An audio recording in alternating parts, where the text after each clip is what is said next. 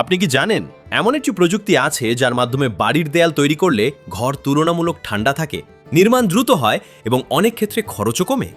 আজ আমরা কথা বলবো থার্মোকল বা ইপিএস প্যানেল দিয়ে তৈরি বাড়ির দেয়াল নিয়ে।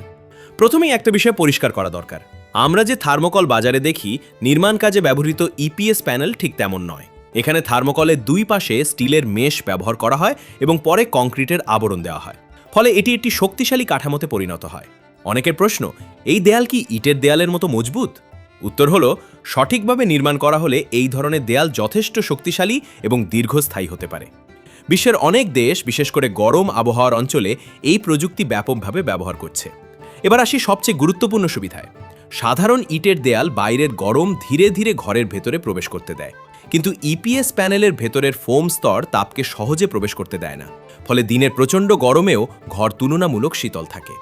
এই কারণেই অনেক মানুষ এই প্রযুক্তিকে ভবিষ্যতের এনার্জি সেভিং নির্মাণ পদ্ধতি হিসেবে দেখছেন। কারণ ঘর ঠান্ডা থাকলে এসি কম চালাতে হয় আর বিদ্যুতের বিলও কম আসতে পারে। আরেকটি বড় সুবিধা হলো নির্মাণের গতি। ইটের দেয়াল তৈরির তুলনায় ইপিএস প্যানেল দ্রুত স্থাপন করা যায়, এতে সময় বাঁচে এবং অনেক ক্ষেত্রে শ্রম খরচও কমে। শুধু তাই নয়, এই ধরনের দেয়াল বাইরের শব্দ কমাতেও সাহায্য করে, ফলে ঘরের পরিবেশ আরও শান্ত ও আরামদায়ক হয়। তবে মনে রাখতে হবে, শুধুমাত্র থার্মোকল দিয়ে বাড়ি তৈরি করা যায় না।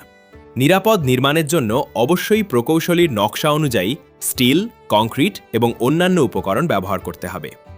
সব মিলিয়ে থার্মোকল বা ইপিএস প্যানেল প্রযুক্তি আধুনিক নির্মাণ জগতে একটি স্মার্ট সমাধান।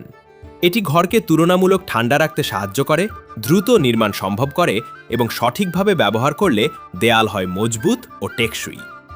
আপনি কি আপনার বাড়িতে এমন প্রযুক্তি ব্যবহার করতে চাইবেন? কমেন্টে আপনার মতামত জানান। ভিডিওটি ভালো লাগলে লাইক, শেয়ার এবং ফলো করতে ভুলবেন না।